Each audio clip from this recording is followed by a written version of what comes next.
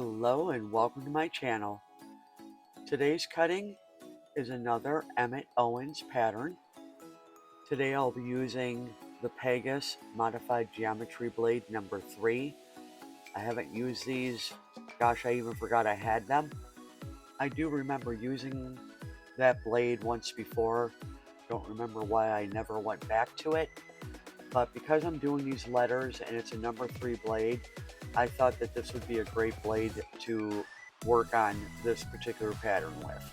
Admittedly, it took me a little bit to get used to this blade. I found myself doing a little more pushing when I didn't need to. I found myself pulling side to side, didn't need to. But because this blade is so fine, it happened easily. But I did get the hang of it eventually, but a lot of my cuts were not perpendicular to the table. So that's on me, but the outcome of the pattern and the cutting was okay. What I found with this particular pattern, didn't realize it until after, I don't know, a few letters out, but the letters are too close. So I was attempting to start to cut on the inside of the lines to put more meat in between the letters so I didn't have any breakouts. That worked out well. It was still a challenge for me to get this to work the way I wanted it to work. I did end up with some super thin spots. They held. I'm not even sure what kind of wood I was using because it's all scrap to me, meaning all this wood was given to me from other people's scraps, and so that's why I say that. The wood is pretty decent as far as doing this kind of work with it, but I still struggle to identify wood. Since I started doing letters in the last project, I thought that these letters would be a little bit simpler, but I can stay in the same theme of sticking with cutting out letters, something I've avoided. And when I came across this pattern from Emmitt, it was cute, I liked it, and I thought this would be a great little fun project to do. I didn't have any real issues cutting, nor did I make any serious mistakes while cutting.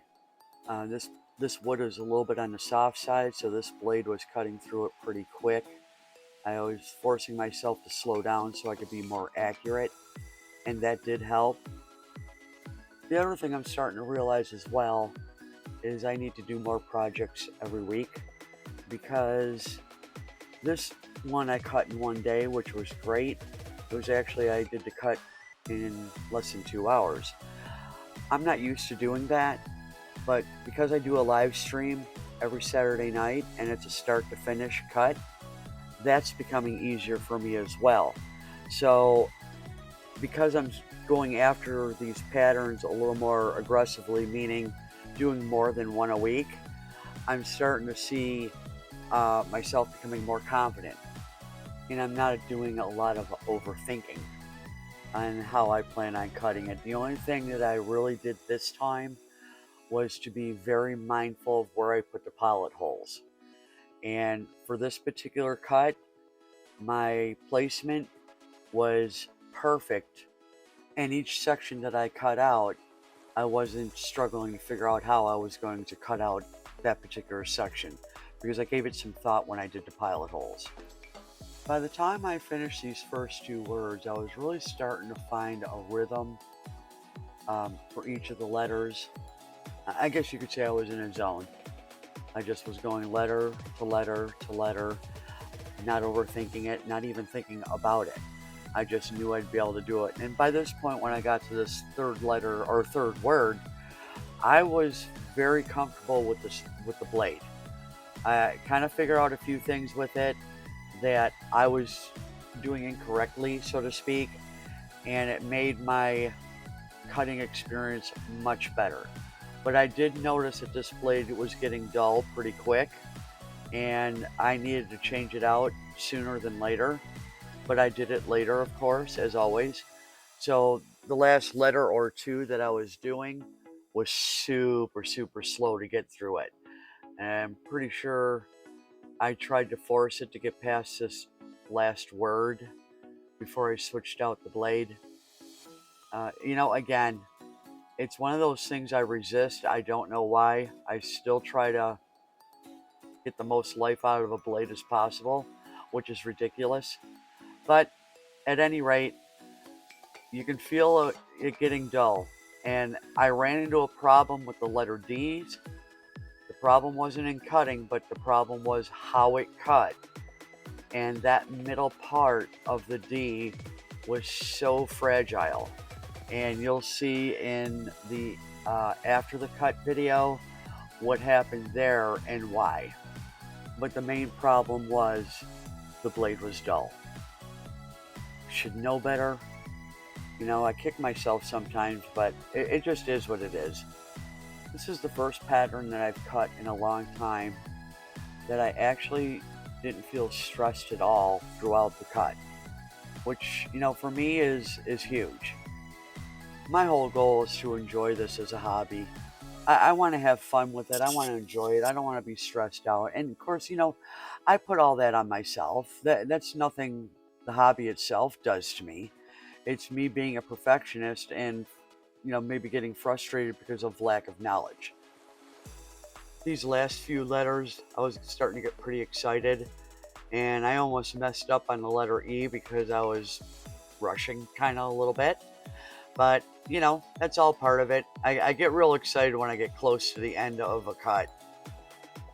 I am beginning to put a little more pressure upon myself to start finishing my projects versus just cutting them and leaving them as cuts. Putting a finish on them, maybe paint, etc. And it has been a little bit of a struggle, trial and error. That's why I started and I'm beginning to do the after the cut videos to somewhat force myself to finish these projects into completed, sellable, usable items. But we'll see how long that will last. What I'm doing here is I'm using a different blade for the outside edge. What I noticed about the blades I was using, they're not good for straight, even cuts, and I needed this outside parameter to be spot on. So I chose the Polar blade number 3, I believe it was. No, actually number 7. It's a pretty aggressive blade, but it did stay true to form. I was able to stay on the line all the way around, and it definitely was worth changing out the blade to do so. I do believe that has been a challenge that I've had for quite some time, is not understanding that, you know, sometimes you got to change the blade for different aspects of a cut. And this is no different. I mean, those straight lines were spot on, actually. It's the first time I stayed on the line in a long time. But it was great. I really could have gone with a smaller blade. It was almost too aggressive, but it did do the job with minimal sanding. I also noticed that with the other blade for the letters, I had almost no sanding at all on the backside for that part. Another blessing. Again, thank you so much for watching my video if you made it this far into it. If you're interested in seeing how I finish this off, I'll have that video up on Wednesday for my after the cut video. I will be going live tonight at 7 p.m. Eastern Standard Time. Hope you have a wonderful week. God bless and take care.